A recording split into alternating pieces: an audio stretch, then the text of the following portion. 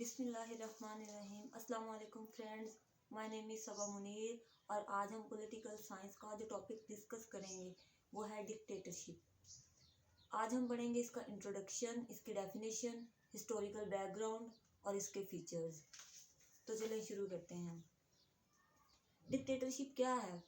ये एक ऐसी हुकूमत है जो अवामी तायद के बगैर वजूद में आती है।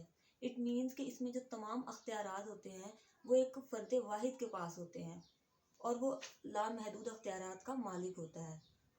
उस पर किसी की पाबंदी नहीं होती, वो बगैर किसी पाबंदी के अख्तियारात को इस्तेमाल करता है और उसका जो दौरे इक़्तिदार है वो मुतय्यन नहीं होता। इट मीन्स कि वो कब तक रहेगी उसकी हुकूमत, वो कब तक चलाएगा उसे, ये सब उसके हाथ में होता है, कोई उसे कंट्रोल नहीं कर सकता।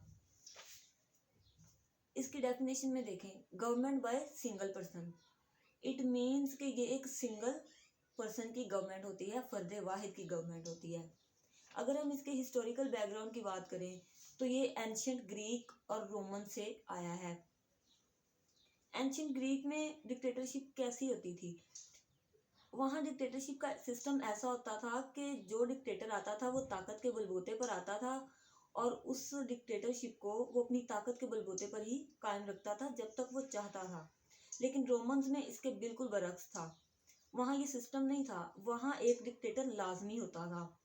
इट मीन्स कि रोमन में सुप्रीम ऑफिस में एक बंदा आता था। सुप्रीम ऑफिस मीन्स मजिस्ट्रेट, और उस बंदे को डिक्टेटर इलेक्ट किया जाता था। सेनेट के अफराद उसे इलेक्ट करते थे, लेकिन वो उससे किसी भी हंगामी सूरत हाल, मतलब मुल्क में अगर कोई हंगामी सूरत हाल होती थी, माशी, माशरती, इक़्तिसादी, किसी भी तरह की, तो वो उसे हैंडल करने के लिए उसे इलेक्ट किया जाता था और जब वो सूरत हाल से निपट लेता था, उसे हल कर लेता था, तो वो अपने तमाम अख्तियारात सेनेट को वापस कर देता था।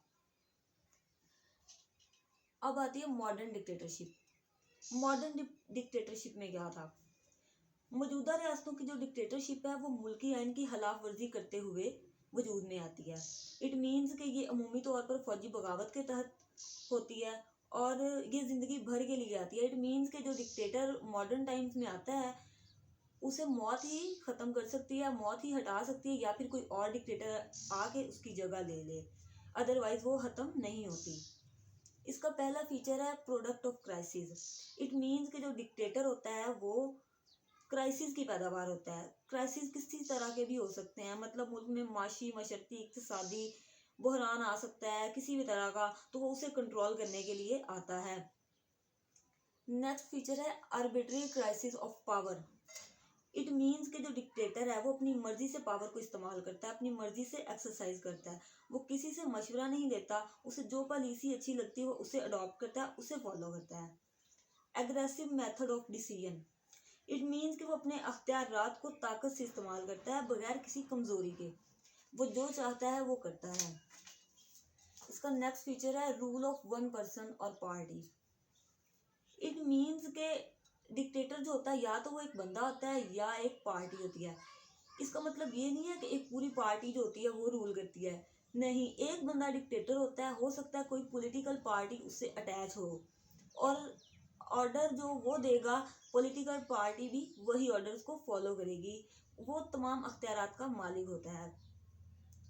आगे आता है अनलिमिटेड पावर्स। इट मीन्स कि वो लामहदूद पावर का मालिक होता है, वो अनरिस्ट्रिक्टेड होता है और अनचैलेंज्ड होता है, वो जो चाहता है वही करता है। इसका नेक्स्ट फीचर है कोर्जियन एंड वायलेंस। इट मीन्स कि जो डिक्टेटर होता है वो ताकत का इस्तेमाल करता है और उसके खिलाफ जो भी बोलता है वो उसके साथ अपने तरीके से हैंडल करता है, वो किसी की नहीं सुनता, वो अपने तरीके से मुल्क को चलाता है। इसका नेक्स्ट फीचर है slogan of supremacy. It means के दो चीज़ें होती हैं, एक अवाम होती है और एक तरफ होती है स्टेट।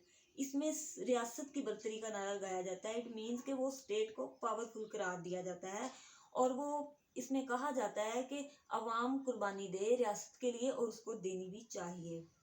इसका नेक्स्ट फीचर है evolution of legal basis of political power. It means के जो डिक्टेटर आता है जितने भी पहले से मौजूदा गवर्नमेंट के स्ट्रक्चर्स होते हैं वो उनको ख़त्म कर देता है, तमाम कवानीन को ख़त्म कर देता है और मुल्क को अपने तरीके से चलाता है। आई होप कि आपको वीडियो बहुत पसंद आई होगी। कमेंट में ज़रूर बताइएगा। अल्लाह हाफिज़।